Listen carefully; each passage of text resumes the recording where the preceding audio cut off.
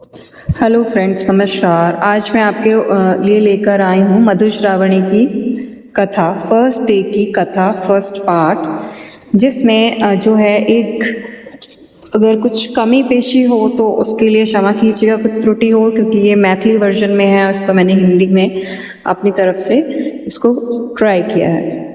तो आशा करती हूँ आपको पसंद आएगी।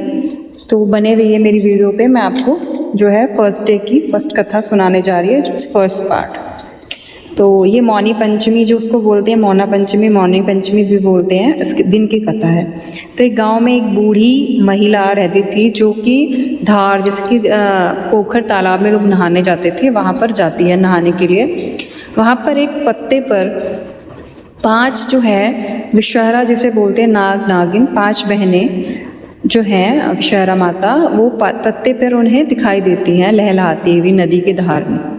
तो जो वो सांप हैं, उनको, जो नागिन है, उनको बूढ़ी माता को कहती हैं कि आज के दिन, मौना पंचमी के दिन, जो भी व्यक्ति अपने पूरे गांव में जाके बता दो आप कि जो भी व्यक्ति आज के दिन हमारी पूजा करेगा, हमारे चित्रों की हमें जो है मूर्ति रूप में बनाकर, उसको किसी भी नाग नागिन किसी का भय नहीं रहेगा। उन पर मनसा माता की जो है असीम कृपा रहेगी, उनका आशीर्वाद उन पर रहेगा।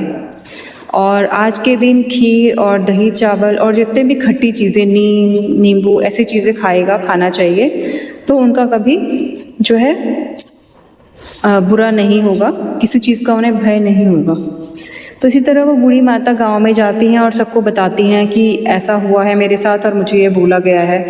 तो कुछ लोग उनकी बात मानकर तो पूजा करते हैं, हर चीज़ करते हैं, लेकिन कुछ लोग उन्हें अंधविश्वास मानकर नहीं करते हैं। तो फिर ऐसा होता है कि जिन्होंने नहीं किया था वो, उनकी मृत्यु हो जाती है। तो ऐसा होता है तो लोग वो दौड़े आते हैं उस बूढ़ी माता के पास कि अब हम क्या करें। तो माता कहती हैं कि ठीक है, मैं देखती हूँ। वो फिर से वहीं धार पे जाती हैं और वो वहाँ पे जो है नाग नागिन वहाँ पे होते हैं। तो फिर उनको पूछती है कि ऐसी ये चीज़ें हुई है, ये घटना हुई है, तो अब हम क्या करें। तो फिर उन्हें बताया जाता है कि जिसके घर में भी अगर बचा कुचा भी किसी के बर्तन में लगा हुआ है ये खीर या खट्टी दही चावल वगैरह, तो आप उन मरे हुए लोगों को खिला दीजिए, वो जीवित हो जाएंगे पुनः। तो वैसा ही किया जाता है। बूढ़ी माता दौड़ी हुई गांव में जाती हैं और वो बताती हैं, और जैसे ही वो खाते हैं वो सब पुनः जीवित हो जाते हैं। उन पे मनसा माता की कृपा से वो फिर से जो है होश में आ जाते हैं। इसी तरह ये कथा पूर्ण होती है। तो इसी परंपरा को निभाते हुए आज भी जो है ये जो है मधुश्रावणी में 5 बहनें जो हैं विषहरा, जो कि महादेव की मानस पुत्रियां हैं, उन्हें महादेव की पुत्रियां बोला जाता है, विषहरा माता, 5 बहनें। आज भी उनकी मूर्तियां जो है मिट्टी की बनाकर ही मधुश्रावणी में 14 दिनों तक उनकी पूजा, साथ में माता शिव, गौरी और गणेश जी की पूजा होती है।